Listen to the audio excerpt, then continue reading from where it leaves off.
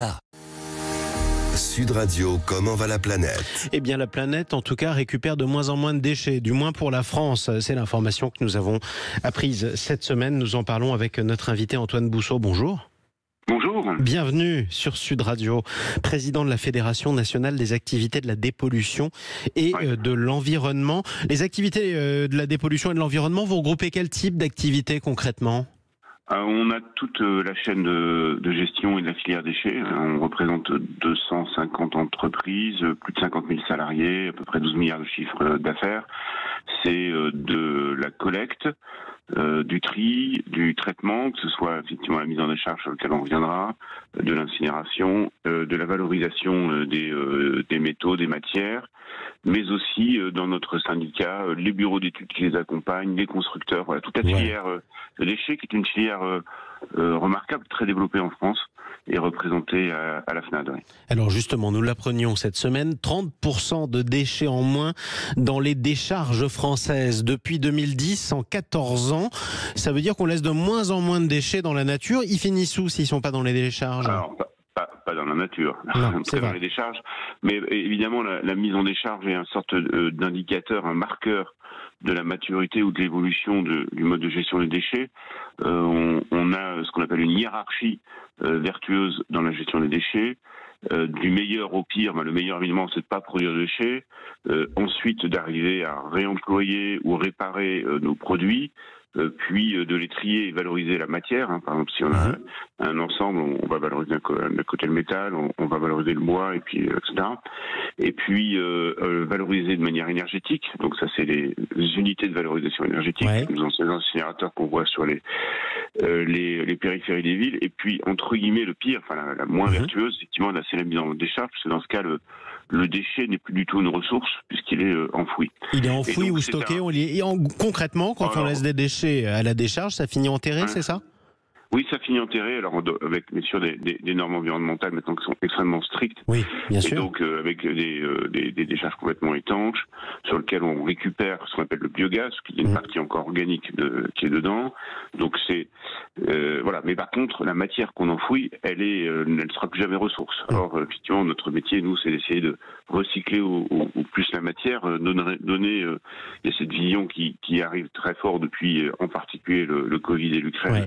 La souveraineté, c'est-à-dire d'avoir, puisqu'on a au travers ces déchets, une capacité d'avoir une ressource, que ce soit de la matière, encore une fois, des plastiques, des métaux ou de l'organique pour retourner dans nos sols. Utilisons-le, valorisons-le. Concrètement, c'est ça. Alors, ma question, s'il y a 30% de déchets en moins dans les décharges, qui ne sont donc plus enfouis, où sont-ils ? C'est qu'il y a moins de déchets, ou alors c'est que vous arrivez à en transformer davantage ?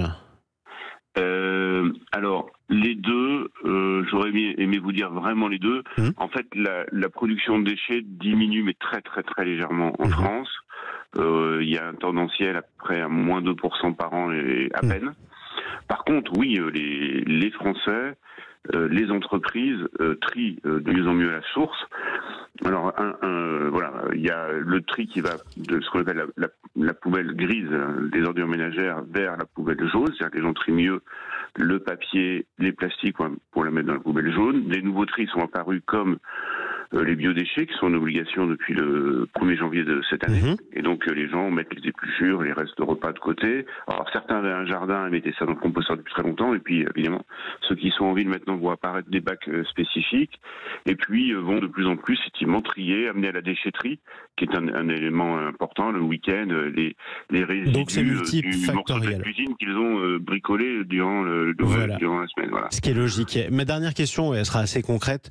Qu'est-ce qui termine toujours dans les décharges qu'on n'arrive pas à transformer ou alors à faire recycler ou à faire trier par les Français et qui se retrouvent donc enfouis en sous-sol ?